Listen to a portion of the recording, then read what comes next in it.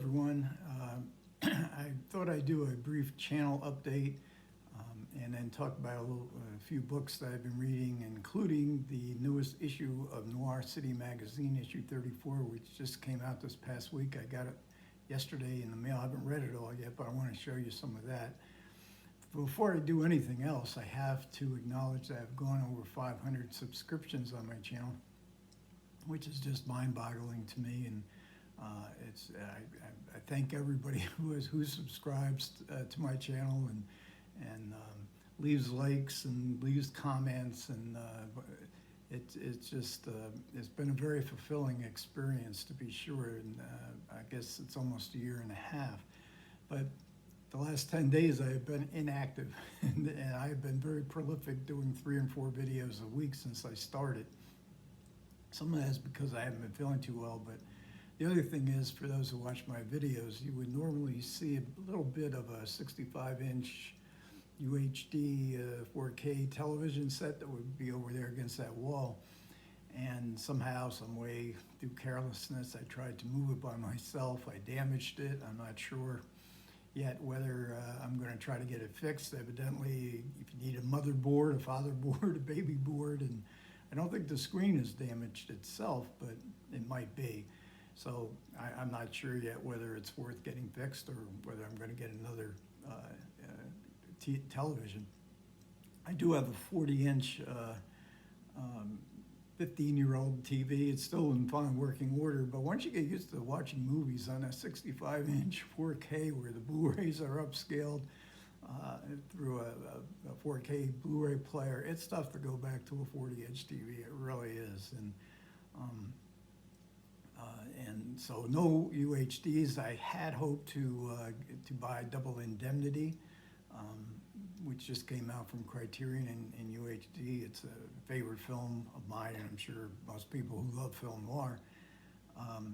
But it came out on the Criterion channel simultaneous to its June 1st. It came out on the Criterion channel with all the supplements. And really, the reason I wanted to get the movie, because I've seen it so many times, probably 3 or 4 times in a movie theater, was for these great supplements that are on the physical release, but also on the Criterion channel. So there doesn't seem to be much point to buying the UHD, at least right now, maybe in a future sale, November sale at Barnes & Noble. But I am going to continue on. I'm probably going to go at a bit of a slower pace because, like I say, watching movies on my old television isn't quite as invigorating as on the big TV, and you know, I have to suffer for some of that. You know, I have to be punished. I got to wait a few months. I do have some big bills, and I have a medical issue that I'm probably going to have to face the end of summer. But after that, hopefully things will be good again. I'll feel optimistic, and you know, I'll go for the new TV. But I am going to continue on. I still have to do the last of my series of 1972 movies, and the King of Marvin Gardens, and I have to finish the last 2 films in Twisting the Knife. That's the Arrow box set of Claude Chabrol movies.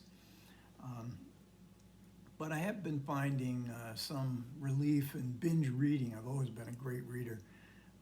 And there's a play, a French playwright, I can't remember his name, I think it's Jean Noir or something like that, and he wrote a play called Exit the King, which I saw many years ago.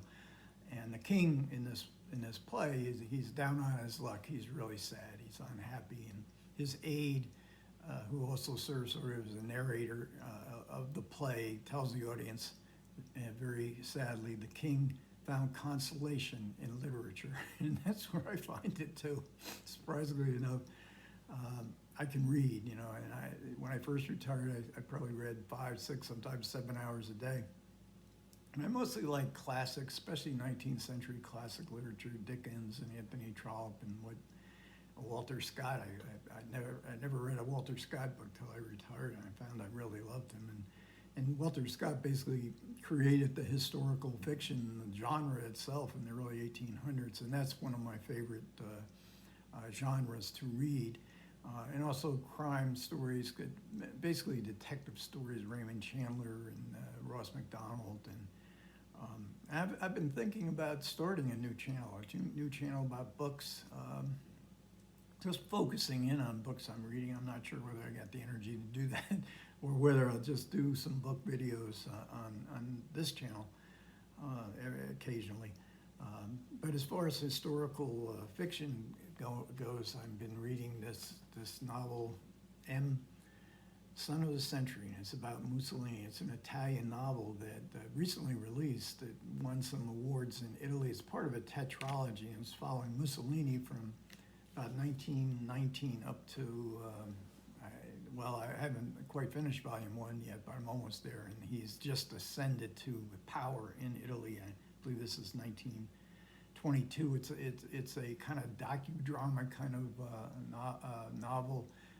We do get inside Mussolini's head. It's got a lot of characters. It's a chilling story of how liberal democracy can fall apart almost overnight through apathy and factionalism. And even though the fascists were not anywhere near a majority party, they had the power, and they were deadly serious about gaining the power. So that's been really good. And then I've been reading a history book called The Free World. This is a library copy, but it is called The Free World, Art and Thought in the Cold War by Louis Menand. And this is absolutely great. And this is a historical book, but it's meant for general readers. And in fact, Menard wrote a book called The Metaphysical Club a few years ago, and he won the Pulitzer Prize for that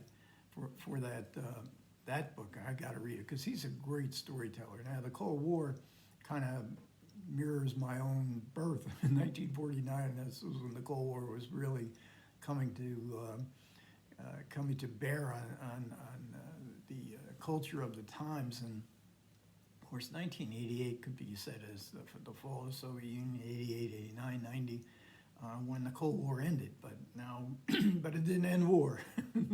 Obviously, very sadly, people still feel a need to go to war. So that's not an academic book, but I did read, and I finished this, and I really enjoyed it. And this is Claude Chabrol's Aesthetics of Opacity, and this is an academic book. So this is a book that there's only 2 books on Claude Chabrol. One's written by Guy Austin, and that's more tuned towards general audiences. This one is academic, but the writer, I'm gonna actually attempt to read her name. See that name on the bottom, Catherine Dostoevsky-Cozy, and she's on at least one of the supplements. I don't know if she's in this Twisting the Knife, and very good, which impelled me to buy this book because movie books tend to be very expensive, and my library system did not have this book, but it's made me want to go back and restart Chabrol right from the beginning. And so I've already watched Le Beau Serge, his first film, and I'm going to watch The Cousins pretty soon as well. And as far as crime and detective fiction, I just finished 3 books by Georges Simenon, Inspector Maigret novels. They're nice and short. You can read these heavyweight books and then finish off the reading day reading George Simenon and Maigret, because they're only a little over 100 pages. They're just move at a swift pace, and they're just so full of great detail. And Maigret is one of my favorite detectives. And then I had a friend who recommended Fred Vargas, also a French writer, and he has what does he have? Detective or Commissaire Adamsburg. So he wrote a whole bunch of books. They're much longer than the Maigret books, but I'm really interested in getting to read one of those this week, and my library has a whole bunch of them, so that's good.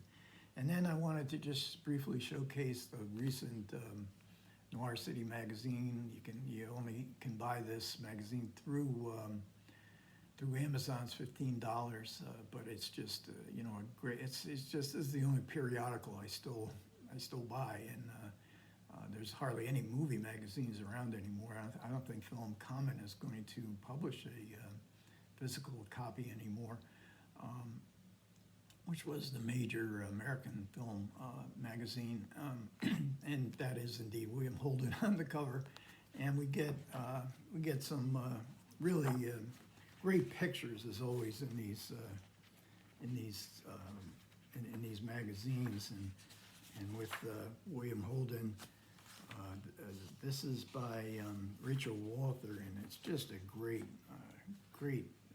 This one I have finished, and it's a great survey of his career.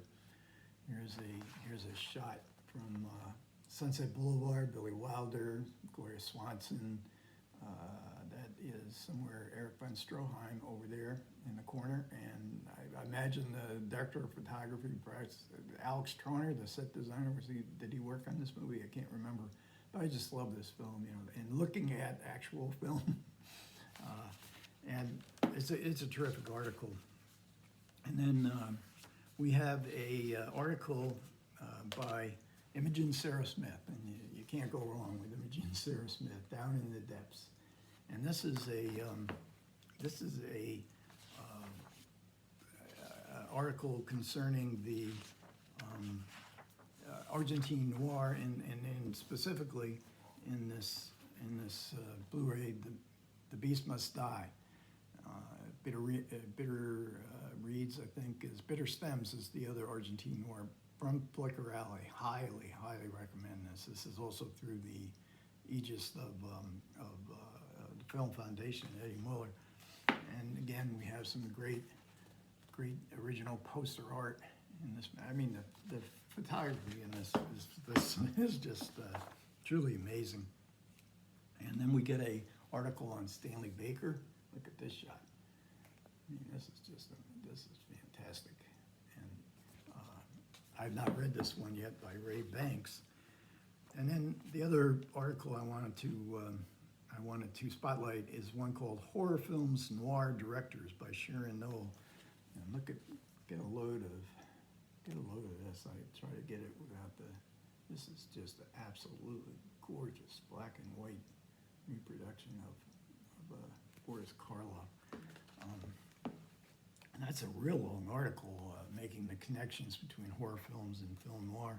And then you also get all kind of monthly features, book reviews, some movie reviews of recent noirs, and there's also an article in here on J.T. Walsh, if you're a J.T. Walsh fan, and talking about the many noirs that he appeared in.